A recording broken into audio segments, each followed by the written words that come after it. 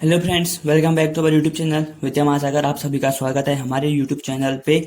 आज हम पढ़ेंगे नंबर सिस्टम पार्ट टू आ चुका है। पार्ट 3 पढ़ेंगे जिसमें हम 1.2 एक्सरसाइज और 1.3 के कुछ इंपॉर्टेंट क्वेश्चंस पढ़ेंगे जो आपको मैं समझा सकूं जितने अच्छे से हो सकता है उतने अच्छे से मैं आपको समझा सकूं। तो चलिए शुरू करते हैं। अगर जिसने पहले 2 पार्ट नहीं देखे तो उनको भी आप जाके देख सकते हैं, ठीक है। तो चलिए शुरू करते हैं नंबर सिस्टम। सबसे पहले क्वेश्चन क्या है, देखो, are the square roots of all positive integers irrational, यानी कि जितने भी पॉजिटिव इंटीजर्स होते हैं। अब इंटीजर्स क्या होते हैं, जैसे पॉजिटिव इंटीजर्स हो गए +14 +16 +18 +25 +30, इस टाइप से जितने भी ये पॉजिटिव इंटीजर्स हैं, ठीक है, जीरो के बाद से जितने भी पॉजिटिव इंटीजर्स हैं वो इरेशनल हैं कह रहे हैं, ठीक है। इफ नॉट, अगर नहीं तो give an example of the square root of a number that is a rational number. तो अगर ऐसा नहीं है तो हमें एग्जाम्पल दो कह रहे हैं कि जिनका स्क्वायर रूट रेशनल नंबर होगा, ठीक हो गया। पहले मैं बता दूं स्क्वायर रूट होता क्या है। सिंपल सी बात, कोई भी नंबर ले लिया हमने 25, जब हम इसका स्क्वायर रूट निकालेंगे तो ये करेंगे अंडर रूट, फिर 25 का एलसीएम होता है 5 × 5, स्क्वायर रूट क्या। अब अंदर 2 जोड़े बने तो बाहर आके ये बनेगा 5, यानी कि 5 जो होगा अंडर 25 का स्क्वायर रूट हो जाएगा 5, ठीक है। तो आप यहाँ पर सिंपली देख सकते हो, जो हमने 25 लिया था वो तो 5 आया, तो वो क्या है, इरेशनल नहीं। अब इरेशनल क्या होते हैं, इरेशनल वो होते हैं जो क्या कहते हैं, जो नॉन रिपीटिंग होते हैं, जिनका कोई स्क्वायर रूट नहीं होता अंडर रूट के अंदर। जैसे अंडर रूट 14 है, जैसे ये, इसको हम खोल नहीं सकते, इसका अंडर रूट 2 × 7 होगा तो हम खोल नहीं सकते बाहर, तो ये अंडर रूट 14 ही रहेगा, तो ये हमारा इरेशनल हो गया। वैसे ही यहाँ पर देखेंगे हम अंडर रूट 18 भी है, ठीक है, अंडर रूट 18 भी है, इसको खोलेंगे तो हम 2 × 3 × 3, ठीक हो गया, तो बाहर आएगा 3√2। यह आया 3√2, लेकिन 3√2 जिसमें अंडर रूट बच जा रहा है तो वो हमारा क्या होता है, इरेशनल होता है, ठीक है। ऐसे कोई भी नंबर जिसमें अंडर रूट की कोई भी वैल्यू आएगी वो हमारा क्या होगा, इरेशनल नंबर होगा, क्योंकि अंडर रूट की वैल्यू कभी भी सॉल्व नहीं होती है, ठीक है। और इरेशनल नंबर वो होते हैं जो नॉन टर्मिनेटिंग होते हैं और कभी भी खत्म नहीं होते हैं, ठीक है, आगे को बढ़ते जाते हैं, जितना डिवाइड करोगे उतना आगे को बढ़ते जाएंगे, ठीक है। तो एक अंडर रूट 25 हो गया, एक अंडर रूट 16 का देख लो। अब अंडर रूट 16 का होगा 2 × 2 × 2 × 2। अब 2 का जोड़ा बनाएंगे, 2 का जोड़ा बना, तो इसमें से एक 2 यहाँ से आया, एक 2 इनमें से आया, ठीक है, 2 × 2 = 4, यानी कि अंडर रूट 16 का क्या आया, 4, यानी कि 5 भी रेशनल नंबर है और 4 भी रेशनल नंबर है। तो क्वेश्चन में हमसे कहा गया था कि सारे पॉजिटिव इंटीजर्स यानी कि सारे धनात्मक पूर्णांक जो है वो इरेशनल होते हैं क्या। देखो सारे ये पॉजिटिव इंटीजर्स थे तो उसका अंडर रूट क्या 5 आया, तो ये रेशनल नंबर है, तो ये क्या है, रेशनल नंबर नहीं है। तो इन्होंने कहा कि अगर नहीं है तो एग्जांपल से बताओ, तो हमने एग्जांपल से बता दिया कि ये नहीं है और ये होते हैं, ठीक है, कुछ नहीं होते हैं कुछ होते हैं, ठीक हो गया। तो यहाँ पर हम लिख देंगे नो, ठीक है, आपका जो मेन आंसर होगा वो नो होगा। सबसे पहले आप नो लिखोगे, फिर उसके बाद ये चीजें दिखाओगे। देखिए कि मैंने आपको पहले समझाई चीजें किस तरीके से होती हैं, क्यों होती हैं और क्यों नहीं होती हैं, फिर उसके बाद आपको बताया कि ये नहीं होंगे, ठीक है। तो आप समझ गए। तो बढ़ते हैं अगले क्वेश्चन की तरफ, ठीक है। अब देखो थोड़े से ये इंपॉर्टेंट क्वेश्चन है, ठीक है। तो write the following in decimal form and say what kind of decimal expansion each has, यानी कि क्या कहते हैं, इन सभी का जो नंबर्स हैं इन सबको डेसिमल एक्सपेंशन करो, उसके बाद जो कौन सी टर्म्स हैं, कौन सा डेसिमल एक्सपेंशन किस टाइप का है वो हमें बताना है, ठीक है। तो सबसे पहले हम 36/100 है, तो 100 से हम 36 को डिवाइड कर लेते हैं सीधे, ठीक है। या तो ऐसा कर लो या तो ऐसा कर लेते हैं, पहले काट लेते हैं 36/100 को, ठीक है। अब 4 9 जा 36 होता है और 4 25 जा होता है, ठीक है। अब देखो 9/25 इसको काट दो, तो ये हमारा आया 25 से। अब हम 9 को डिवाइड करेंगे, 9 को, ठीक है। अब 25 से 9 तो डिवाइड होता नहीं है, तो हम एक लगाएंगे पॉइंट, तो यहाँ पर आ जाएगा 0। 25 3 जा 75, बच गया कितना, 15। अब एक 0 खुद ही आ जाता है, जब भी पॉइंटर लगाते हो तो एक 0 खुद आता है। अगर आपको यहाँ पर एक और 0 एक्स्ट्रा लगाना है तो आपको एक 0 यहाँ पर लगाना पड़ेगा, वरना हर कोई भी आप रिमाइंडर आएगा उसके हाथ एक 0 खुद ही आ जाता है, आपको यहाँ पर 0 लगाने की जरूरत नहीं है। अगर आपको एक्स्ट्रा 0 ऐड करना है तो यहाँ पर एक्स्ट्रा 0 लगाएंगे, ठीक हो गया। अब 25 6 जा होता है हमारा 150, ठीक है, 25 6 जा हमारा 150 होता है, तो इसका जो रिमाइंडर आया वो हमारा कितना आया, 0। यानी कि हम कह देंगे जो 36/100 है हमारा, वो है हमारा 0.36, और ये हमारा क्या हो जाएगा, टर्मिनेटिंग, ठीक है, टर्मिनेटिंग नंबर, जिनका जो डिवाइड करके रिमाइंडर 0 आ जाता है, चाहे पॉइंट के कितने भी डिजिट बाद आए, अगर पॉइंट के बाद वो 0 आ जाता है, रिमाइंडर 0 आ जाता है, तो वो नंबर होंगे हमारे टर्मिनेटिंग, ठीक है। अब अगला देखते हैं, चलो 1/11 है। अब इसको तो किससे काटेंगे नहीं, तो सीधे 11 से इसको डिवाइड कर लेते हैं। अब एक पॉइंट लगाएंगे, 0 आ जाएगा। लेकिन देखो 11 से 10 के टेबल में जाता नहीं है, ठीक है। पॉइंट लगाने के बाद एक 0 तो खुद आता है, लेकिन उसके बाद हमको 0 खुद लगाने पड़ते हैं, ठीक है। थोड़ा सा इसको फोकस कर लेते हैं, हाँ ठीक है। तो हमको एक और एक्स्ट्रा 0 लगाना पड़ेगा, तो एक 0 यहाँ पर ऐड करेंगे, एक 0 यहाँ पर, तो 11 9 जा 99, ठीक है। ये हो गया हमारा।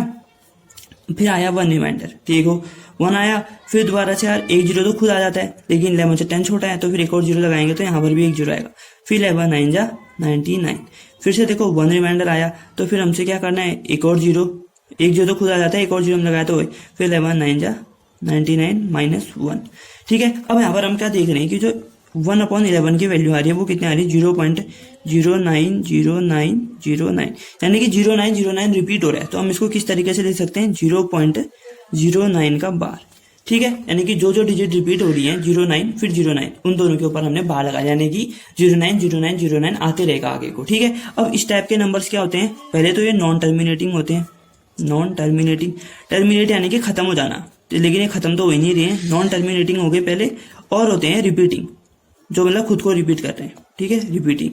अब देखो कुछ ऐसे नंबर्स होते हैं ना, कुछ ऐसे नंबर्स भी होते हैं जो खुद को रिपीट नहीं करते हैं, जैसे आगे 0.346897 आते रहते हैं, पाई की वैल्यू की जैसे वो आते रहती है, तो वो नॉन टर्मिनेटिंग होंगे, साथ ही साथ नॉन रिपीटिंग भी होंगे, ठीक है। अब यहाँ पर ये जो नंबर था ये नॉन टर्मिनेटिंग के साथ साथ रिपीट कर रहा था, तो खुद को देखो 09 रिपीट कर रहा था, तो ये नॉन टर्मिनेटिंग और रिपीटिंग हो गया, ठीक है। अब वैसे देखो 4 होल 1/8 है, तो इसको लिखेंगे 8 4 32 33/8। अब इसको डिवाइड कर लेते हैं, चलो 8 से 33 को, 8 4 जा कितना होता है 32, बचा रिमाइंडर 1, पॉइंट लगाएंगे तो 0 आ जाएगा, तो 8 1 जा 8, फिर से कितना बचा रिमाइंडर 20, तो 8 2 जा कितना होता है हमारा 16, रिमाइंडर 4, एक 0 खुद आ गया, तो 8 5 जा कितना होता है हमारा 40।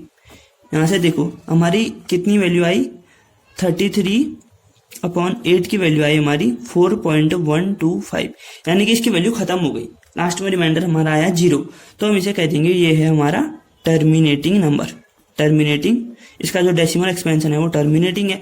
वैसे ही जो 3/13 है ना, ये आप लोगों के लिए होमवर्क से है, ठीक है। HW आप मेरे को कमेंट सेक्शन में इसको सॉल्व करके बताना कि जो 3/13 का डेसिमल एक्सपेंशन है वो टर्मिनेटिंग होगा या नॉन टर्मिनेटिंग होगा, या फिर अगर नॉन टर्मिनेटिंग होगा, अगर आप इतना भी बता देंगे कि टर्मिनेटिंग है नॉन टर्मिनेटिंग है, तो बहुत बड़ी बात हो जाएगी, ठीक है।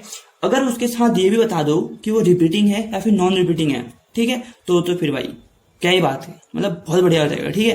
तो लेकिन आप कमेंट सेक्शन में जरूर बताएं कि वो रिपीटिंग होते हैं या फिर non terminating, terminating non terminating क्या होते हैं आप बता दीजिएगा, ठीक है। तो बढ़ते हैं अगले क्वेश्चन की तरफ। अगला क्वेश्चन थोड़ा सा देख लें जरा, फिर कैसा टफ है इजी है आपको पता चल जाएगा, ठीक है। यू नो दैट 1/7 इतना होता है 0.142857 के ऊपर होल बार, यानी कि इसके बाद 142857, फिर उसके बाद 142857 आ रहा था, तभी इसको बार लिखा ताकि वो ये इससे पता चलता है कि ये नंबर्स जो हैं रिपीट कर रहे हैं खुद को, ठीक है। Can you predict decimal expansion of 2/7 3/7 4/7 5/6 are, ठीक है, क्या है उनके प्रिडिक्ट कर सकते हो without actually doing the long division, बिना डिवाइड करे बताओ कह रहे हैं कि क्या होंगे इनके वो डिवाइड। तो हमने कहा भाई ठीक है हम बिल्कुल दिखाएंगे। सबसे पहले हम गिवन लिख लेंगे, गिवन, ठीक है, यानी कि क्वेश्चन में क्या दिया गया 1/7 = 0.142857 बार, ठीक है। अब देखो क्या है, इतना तो गिवन है, हमको निकालना है 2/7 की वैल्यू 3/7, तो सबसे पहले 2/7 के निकालते हैं, तो ये इसको हम 2 × 1/7 लिख सकते हैं, बिल्कुल लिख सकते हैं, ठीक है। ये क्या आ गया, ठीक है, एक बार रुकिए, असुविधा के लिए माफ कीजिएगा, पता नहीं क्या हो गया था, ठीक है। तो 2 × 1/7 हम लिख सकते हैं, तो इसको हम 2/7 लिख सकते हैं। देखो ये 2 हो गया, मल्टीप्लाई 1/7 की वैल्यू हमको पता है कितनी है 0.142857 बार। तो जब हम इसको मल्टीप्लाई करेंगे तो हमारी वैल्यू कितनी आएगी पता है आपको, ये आएगी 0.285714 बार। ये मैंने मल्टीप्लाई करके रखी हुई थी तो मैंने सीधे लिख दिया, आप एक बार मल्टीप्लाई करोगे तो ये आएगी वैल्यू, ठीक है।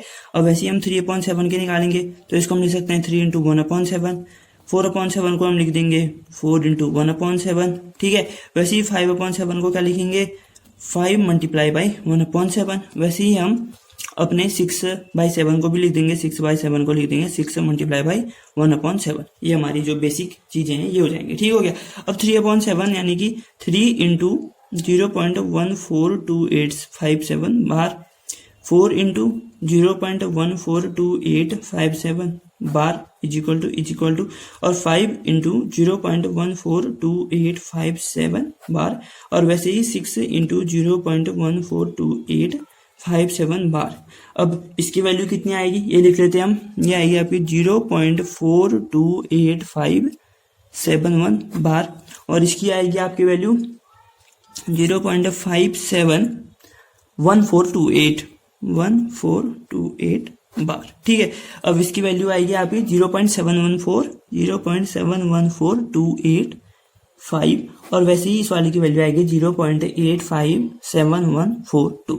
ठीक है, तो इस तरीके से सिंपल तरीके से हम ये क्वेश्चन कर सकते हैं और मान के चलो ये आपका 9th के एग्जाम में पक्का क्वेश्चन आएगा। ठीक है, मान के चलो आएगा, मैं कह रहा हूँ आएगा तो आएगा। ठीक है, आपके जो क्लास टेस्ट होते हैं, यूनिट टेस्ट होते हैं, जो भी होंगे उसमें पक्का ये क्वेश्चन आएगा।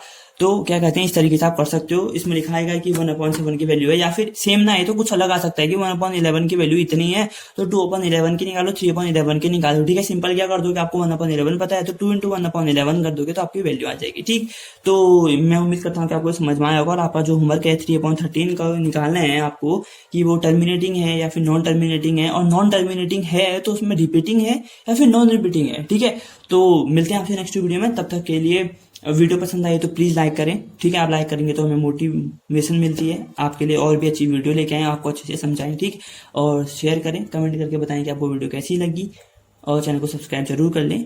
ठीक है, तब तक के लिए 2 गज की दूरी, मास्क है जरूरी, अपना ध्यान रखिए, अपने घर वालों का ध्यान रखिए, आसपास आप स्वयं बनाए रखें। मिलते हैं नेक्स्ट वीडियो में, तब तक के लिए thanks for watching, take care, जय हिंद, जय भारत।